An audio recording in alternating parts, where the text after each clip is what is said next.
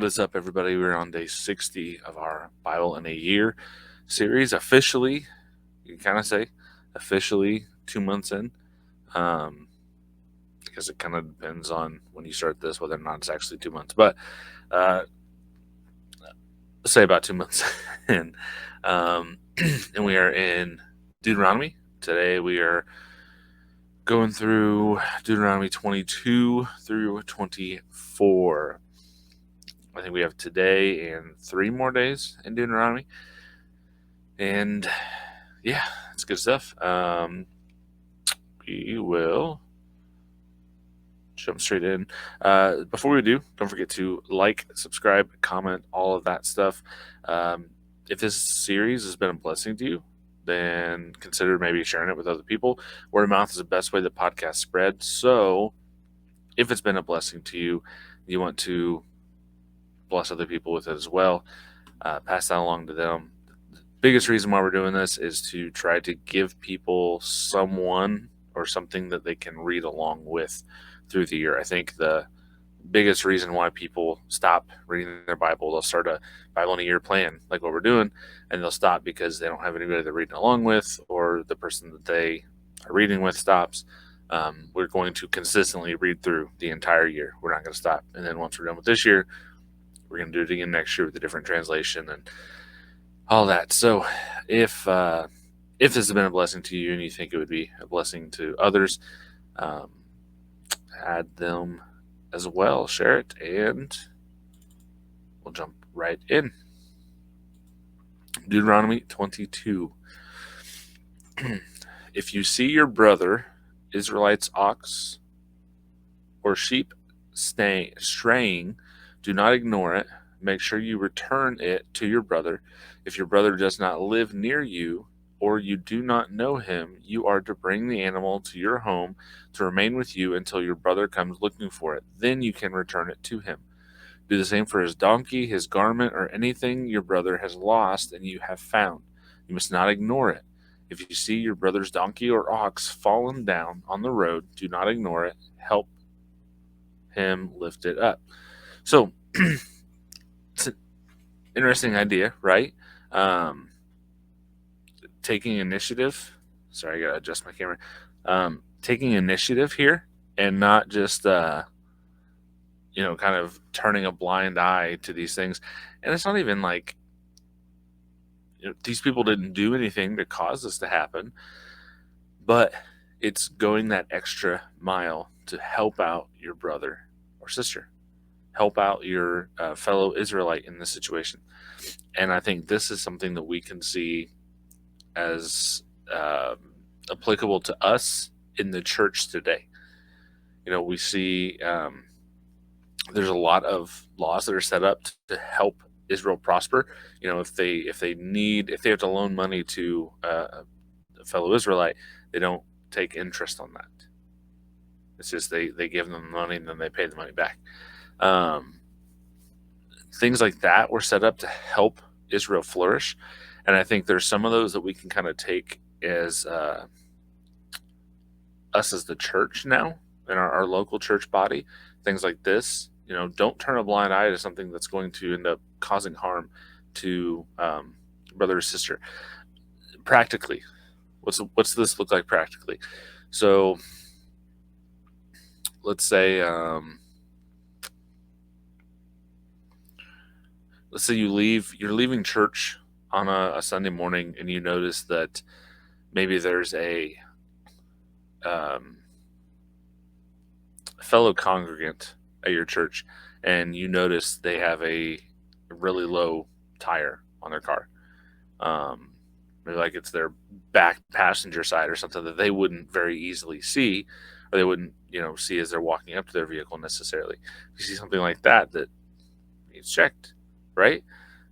Little things like that, it's easy to be like, they'll get it, and drive off. But taking the initiative to go and inform them so that way that they can get it taken care of, and it will prevent bigger loss to them. A practical way of viewing that. Verse 5, and we're about to get into politically incorrect stuff that I think is still kind of applicable today. We'll touch on this, and then I'll go real quick on it. I don't want to spend too much time because it's going to make this video really long. Verse 5, a woman is not to wear male clothing, and a man is not to put on woman's garments. For everyone who does these things is detestable to the Lord your God. I've actually talked about this with my wife. We were kind of talking about, like, I don't know what brought it up. I think we were talking about Mike Winger's Women in Ministry series, and talking about specifically the head coverings video he did. I think it's like 7 hours on head coverings, but he talked a little bit about this and the idea of it being wrong or not wrong for a man to dress up as a woman. And then, like, so if you say it's wrong, then what about like a man wearing a skirt? If that's wrong, then how about a man that wears a kilt in Scotland, And I think kind of a way to look at this, I do think you can make an argument that it is wrong for a person to try to dress up intentionally to look like the opposite sex, or to look kind of androgynous, not be able to tell. Like, if that is their intention, I think you can make an argument that that's wrong. Now, that goes differently for different cultures, right? So someone wearing a kilt in Scotland, that's traditionally associated with men. Or if you look at like in Jesus' time, a lot of them, they had like the kind of the long robe type things. Would be similar to a dress now, right? So some of this is cultural, but you need to stay within your cultural norms. So men should dress like men do in that culture, and women should dress like women do in that culture. There's a lot we can get on with that, so I'll move on before we get too tied up. Verse 6, if you come across a bird's nest with chicks or eggs, either in a tree or on the ground along the road, and the mother is sitting on the chicks or eggs, do not take the mother along with the young. You may take the young for yourself, but be sure to let the mother go free, so that you may prosper and live long. If you build a new house, make a railing around your roof, so that you don't bring blood guilt on your house if someone falls from it. Do not plant your vineyard with two types of seed, otherwise the entire harvest, both the crop and plant, and the produce of the vineyard will be defiled. Do not plow with an ox or a donkey together. Do not wear clothes made of both wool and linen. Make tassels on the four corners of the outer garment you wear. If a man marries a woman, has relations with her, and comes to hate her, and accuses her of shameful conduct, and gives her a bad name, saying, I married this woman and was intimate with her, but I didn't find any evidence of her not being with a man before.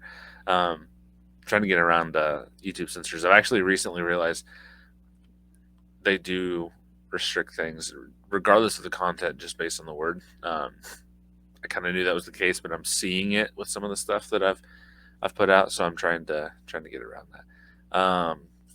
Verse 15, the young woman's father and mother will take the evidence of her V card and bring it to the city elders at the city gate. The young woman's father will say to the elders, I gave my daughter to this man as a wife, but he hates her.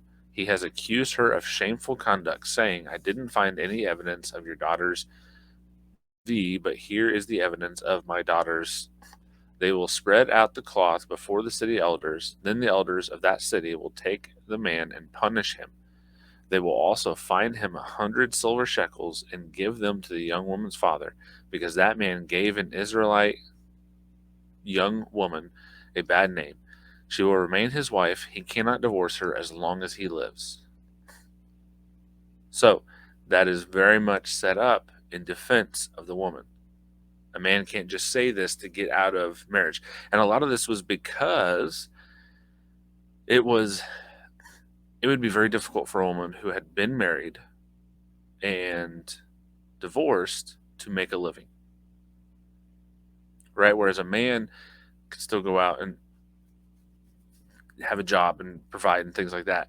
A lot of women's roles were in the house. They didn't really work. Some instances they could do some stuff, but it was really reliant on a man being a provider. And so this was set up to provide for women, to make it safer for women. This rule was definitely there to help women to avoid false accusations and stuff that would and could ruin their life.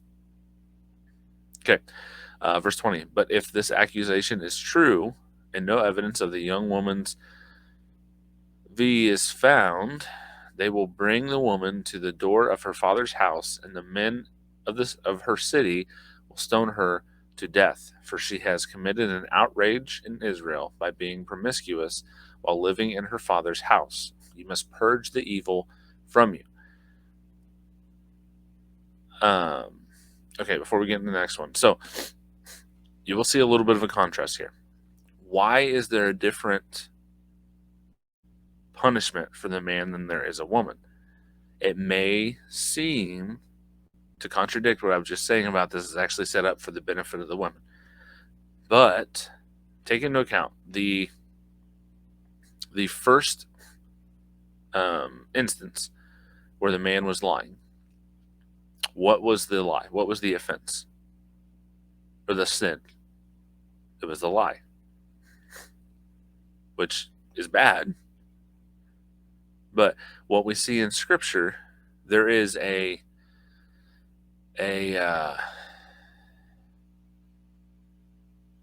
certain trying to think of the right words, importance.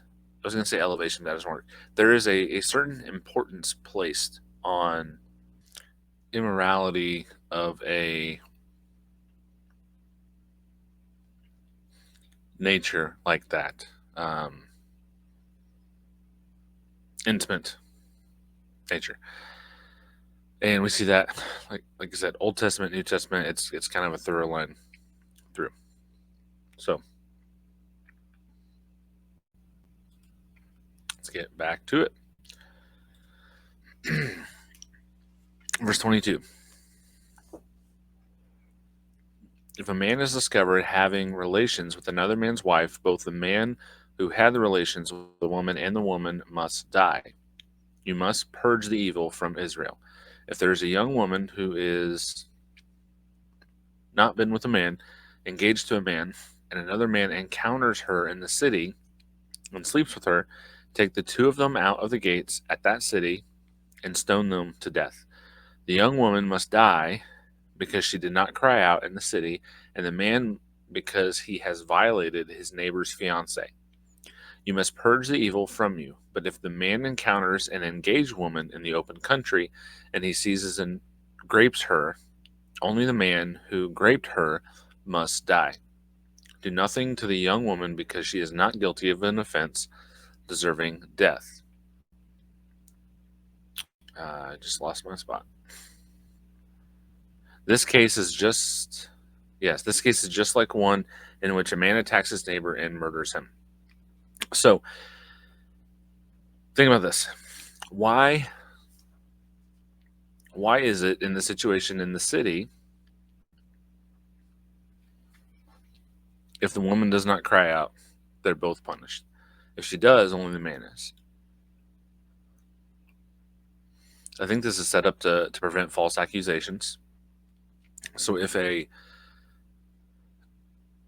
let's say a woman and a man are together, and then they're found out, and the woman gets nervous about what's about to happen, throwing out an accusation that, well, I was assaulted, right? It's to prevent that. Like, you're in the city, you can cry out, people will hear you, that will know something that's going on. Right, that's the whole purpose of what's being said here. And that's why it says in the countryside, because there's nobody around. If she does cry out, no one's going to hear. So she's essentially given the benefit of the doubt if they're not around people. So, Verse 27. When he found her. Okay, yeah. When he found her in the field and the engaged woman cried out, but there was no one to rescue her. If a man encounters a young woman, a virgin who is not engaged, takes hold of her and grapes her, and they are discovered, the man who graped her is to give the young woman's father 50 silver shekels, and he will become his wife, or she will become his wife because he violated her. He cannot divorce her as long as he lives. So, what is or let's finish this. A man is not to marry his father's wife. He must not violate his father's marriage bed. So what is the purpose? What is the purpose of the marriage here? Well, after this happens, in the culture at the time, there's a very high value placed on females and not being with a man. Okay. So if a man does this to her through no fault of her own, he is taking away that value. And so basically what is happening is saying, if this happens, you are taking her as a wife. That means you're responsible for her. You are to provide for everything for her. So there's, and he cannot divorce her. So we've seen the other things that have happened as far as like allowing divorce. That's not allowable. It doesn't matter what happens. You are not allowed to divorce her. So again, it may not seem like it in our current society, in our current culture, and how things work for us, but this was set in place to protect women. Chapter 23. No man whose genitals have been crushed or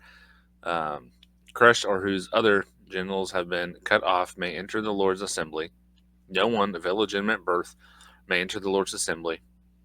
None of his descendants, even to the 10th generation, may enter the Lord's assembly. No Ammonite, Moabite may enter the Lord's assembly. None of their descendants, even to the 10th generation, may ever enter the Lord's assembly. This is because they did not meet with you with food and water on the journey after you came out of Egypt. And because Balaam, son of Beor, from Pethor in Naharaim. That is really hard to say when it's hyphenated in the middle of the word and it's split. Okay. I'm going to say I said it right, and we're just going to move on. Was hired to curse you, yet the Lord your God would not listen to Balaam, but he turned the curse into a blessing for you because the Lord your God loves you. Never pursue their welfare or prosperity as long as you live. Do not despise the Edomite, because he is your brother. Do not despise the Egyptian, because you were a resident alien in his land. The children born to them in their 3rd generation may enter the Lord's assembly. When you are encamped against your enemies, be careful to avoid anything offensive. If there is a man among you who is unclean because of bodily emission during the night, he must go outside the camp. He may not come anywhere inside the camp. When evening approaches, he is to wash with water, and when the sun sets, he may come inside the camp. You have a place outside the camp to go there to relieve yourself. You are to have a digging tool in your equipment. When you relieve yourself, dig a hole with it and cover it up your excrement. So, previous episode I talked about like the Black Plague didn't seem to impact the Jewish communities quite as much, and a lot of that's because of these cleanliness rules that they had. Like, this may seem like common sense to us, right? You don't relieve yourself in the same place where you eat or prepare food or sleep, like, or close to that place. Like, you separate it off. But this was not common practice.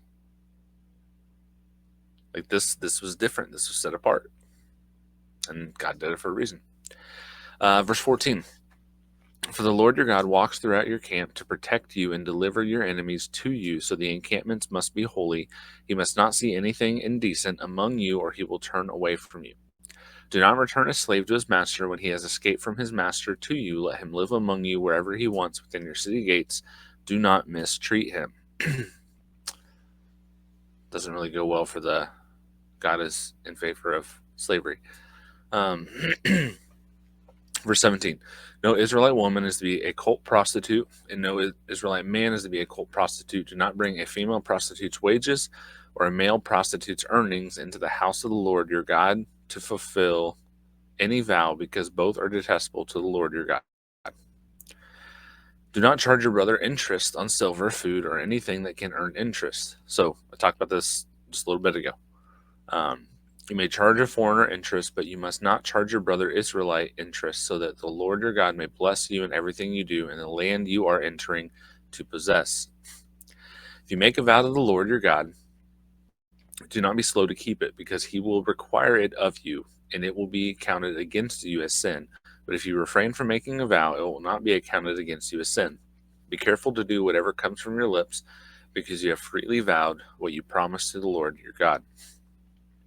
When you enter your neighbor's vineyard, you may eat as many grapes as you want until you are full, but do not put any in your container. When you enter your neighbor's standing grain, you may pluck heads of grain with your hand, but do not pick any. Do not put a sickle to your neighbor's grain. Okay, that is it for the reading for today. Chapter 24. If a man marries a woman and she becomes displeasing to him because he finds something indecent about her, he may write her a divorce certificate, hand it to her, and send her away from his house. If after leaving his house she goes to become another man's wife, and the second man hates her, writes a divorce certificate and hands it to her, and sends her away from his house, or if he dies, the first husband who sent her away may not marry her again after she has been defiled, because that would be detestable to the Lord. You must not bring guilt on the land your God is giving you as an inheritance. When a man takes a bride, he must go out with the army. Must not go out with the army or be liable for any duty. He is free to stay home for 1 year so that he can bring joy to his wife he has married. Do not take a pair of grindstones or even the upper millstone as a security for a debt, because that is like taking a life as security. If a man is discovered kidnapping one of his Israelite brothers, whether he treats him as a slave or sells him, the kidnapper must die. You must purge the evil from you. Be careful with the person who has a case of serious skin disease, following carefully everything the Levitical priest instructs you to do. Be careful to do as the Lord commanded them. Remember, the Lord your God did to Miriam on the journey after you left Egypt. Remember all those instructions we went over for skin disease and how to treat it and look at it and stuff. When you make a loan of any kind to your neighbor, do not enter his house to collect what he offers as security. Stand outside while the man you are making the loan to brings the security out to you. If he is a poor man, do not sleep with the garment he has given as security. Be sure to return it to him at sunset. Then he will sleep in it and bless you, and this will be counted as righteousness to you before the Lord. Do not oppose a hired worker who is poor, or oppress a hired worker who is poor and needy, whether one of your Israelite brothers or one of the resident aliens in a town in your land. You are to pay him his wages each day before the sun sets, because he is poor and depends on them. Otherwise he will cry out to the Lord against you, and you will be held guilty. Fathers are not to be put to death for their children, and children are not to be put to death for their fathers. Each person will be put to death for his own sin. Do not deny justice to a resident alien or fatherless child, and do not take a widow's garment as security. Remember that you were a slave in Egypt, and the Lord your God redeemed you from there. Therefore, I am commanding you to do this. When you reap the harvest in your field, and you forget a sheaf in the field, do not go back to get it. It is to be left for the resident alien, the fatherless, and the widow, so that the Lord your God may bless you in all the works of your hand. When you knock down the fruit of your olive tree, do not go over the branches again. What remains will be for the resident alien, the fatherless, and the widow. When you gather the grapes of your vineyard, do not glean what is left. What remains will be for the resident alien, the fatherless, and the widow. Remember that you were a slave in the land of Egypt. Therefore, I am commanding you to do this. Okay. That is the end of our reading. Interesting stuff. So, kind of keep in mind as we're going through this, like this is Moses recapping, right? He's not going to get to go with him. He is trying to put across the importance of all this. He's not going to be there to remind them. He is trying to get this like ingrained into their brain. He is trying to get across the importance of what they have went through and what God has told them in that. So, yeah, let's go straight to the questions. Question 1: how do the laws about helping neighbors, like returning lost animals, challenge us to rethink our responsibilities to those around us? We talked about this a little bit when it brought up. I think you can apply this to how you are with your local body, but also beyond that, just in general. Um, if you're looking out for people and their interests, that's going to open up situations, open up conversation. You're going to be able to speak into people's lives. What better way to open a door to present the gospel to somebody than to help them in a time of need when it would have been very easy for you to turn and walk away and not even acknowledge that there's a problem, right? Question 2: what do the rules protecting the poor, widows, and foreigners tell us about God's priorities for society, and how can we reflect those today? God wants us to take care of those who need help. See this in the New Testament too. James says pure and undefiled religion is this, that you take care of the widows and the orphans. So take care of those who need help, that can't take care of themselves. It's here in the Old Testament, it's throughout the New Testament. So it's something that we should be doing on a regular basis. Question 3: why do you think God mixes laws about purity and compassion together in these chapters? What's the connection between the two? I think at the heart, they are both kind of coming from the same place. They're coming from a concern for others, concern for those who cannot help themselves as much. If you look at the laws about men and women, and if a man overcomes a woman and does stuff, that is about a man who typically is going to be bigger, stronger than a female. It is about protecting the woman who is in need, right? Same thing with the kind of things about being compassionate, helping those that are in need. I think there's a lot of it about